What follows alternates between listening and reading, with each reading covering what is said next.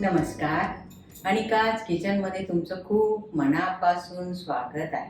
हिवाळा स्पेशल पौष्टिक असे हे उडदाच्या डाळीचे लाडू तुम्ही पाहू शकता।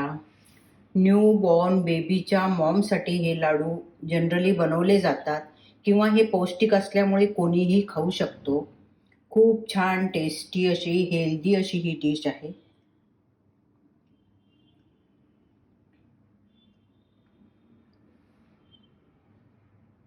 एक कप उडदाची डाळ घेतलेली आहे आणि ही डाळ आपण एखाद्या कॉटनच्या कपड्यावर टाकून घ्यायची आहे।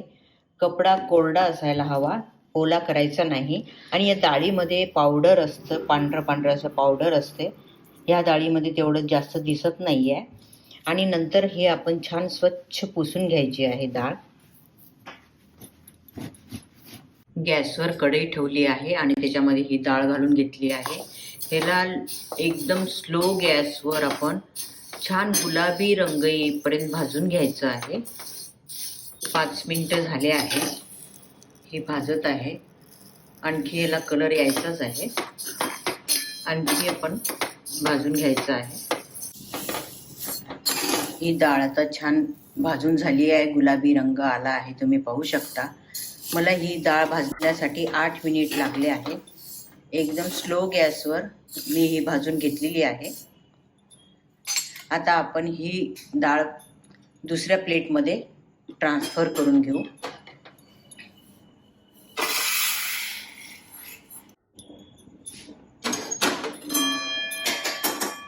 आणि याला थंड होण्यासाठी ठेवून द्यायचं आहे। आता थंड झालेली आहे, हे मिक्सरच्या पॉटमध्ये घालून घेतली आणि ह्याला आपण मिक्सरवर बारीक पावडर बनवून घ्यायची आहे। मिक्सरमध्ये आता ही डाळ बारीक झालेली आहे, तुम्ही पाहू शकता।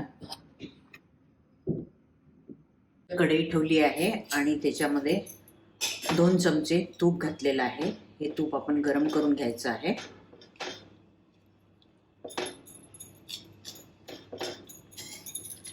नंतर हा डिंक आहे, असं छोटा छोटा खलबत्त्यामध्ये बारीक करून तुकडे करून घेतलेले आहे। तूप आता चांगलं गरम झालेलं आहे।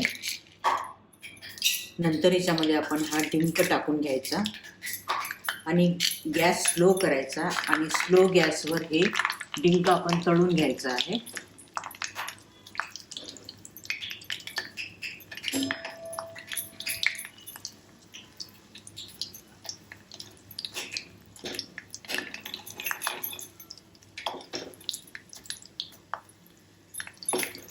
छान असा हा फुलतो।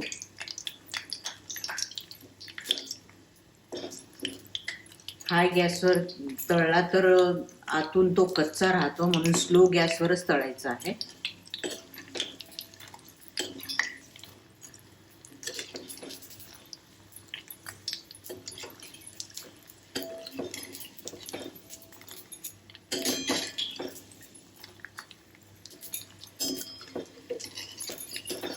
आता हे छान फुललेलं आहे, आपण एका प्लेटमध्ये काढून घ्यायचं आहे।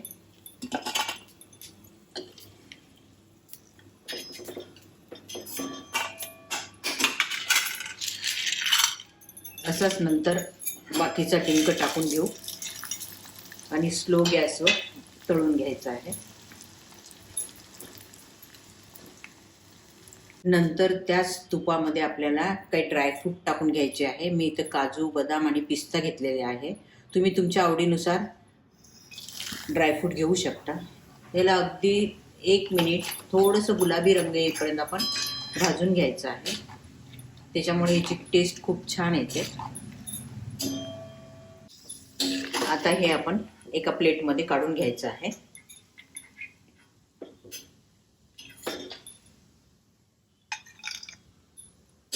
नंतर त्याच तुपामध्ये हे उडदाच्या डाळीचं जे पीठ बनवलं होतं ते पीठ ह्याच्यामध्ये घालून घ्यायचं आहे। नंतर एकदम स्लो गॅसवर आपल्याला हे छान भाजून घ्यायचं आहे। मस्त याचा आता सुगंध सुटलेला आहे। आता हे भाजून रेडी आहे। गॅस बंद करायचा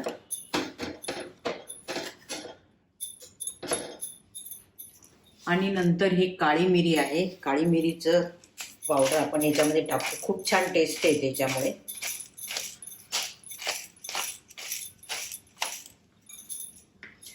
नंतर ह्या गरम ह्याच्यामध्येच काळी मिरी पण छान होऊन जाईल.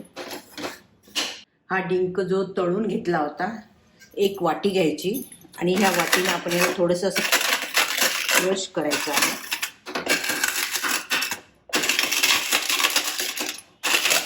मिक्सरचा पॉट घेतला आहे आणि 1 कप साखर घेत आहे. मिक्सरच्या पॉटमध्ये टाकून घ्यायची आणि हे 2 विलायची आहे. 2 विलायची याच्यामध्ये घालून घेऊ. आपण 1 कप डाळ घेतली होती म्हणून 1 कप साखर घेतले आहे आणि नंतर ह्याला आपण मिक्सरमध्ये बारीक करून घ्यायचं आहे. हे गरम असल्यामुळे आपण दुसऱ्या भांड्यामध्ये काढून घेऊ आणि पसरून ठेवून देऊ, म्हणजे थंड होण्यासाठी आपल्याला मदत होईल, लवकर थंड होईल. पीठ आता थंड झालेलं आहे. ह्याच्यामध्ये आपण जे ड्रायफ्रूट तळून घेतले होते ते घालून घ्यायचे आणि जो क्रश केला होता डिंक तो सुद्धा ह्याच्यामध्ये घालून घ्यायचा.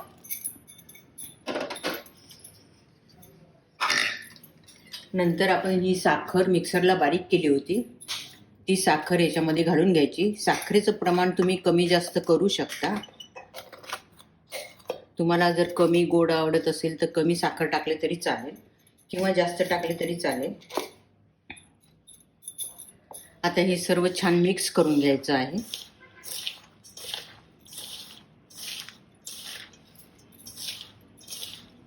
आता छान मिक्स झालेलं आहे. नंतर याच्यातला आपण असा छोटा छोटा भाग घ्यायचा. आपल्याला ज्या साईजमध्ये लाडू बनवायचा असेल छोटा मोठा त्याप्रमाणे घेऊन असा लाडू वळायचा आहे. हा खूप पौष्टिक लाडू आहे आणि डिलिव्हरी झालेल्या मॉमसाठी जर बनवत असेल तर याच्यामध्ये तुपाचं प्रमाण जास्ती टाकलं तरी चालेल आणि नेहमी खाण्यासाठी जर बनवत असेल हिवाळ्यामध्ये तर तुपाचं प्रमाण कमी केलं तरी चालेल. असे आपण छान सर्व लाडू बनवून घ्यायचे आहे.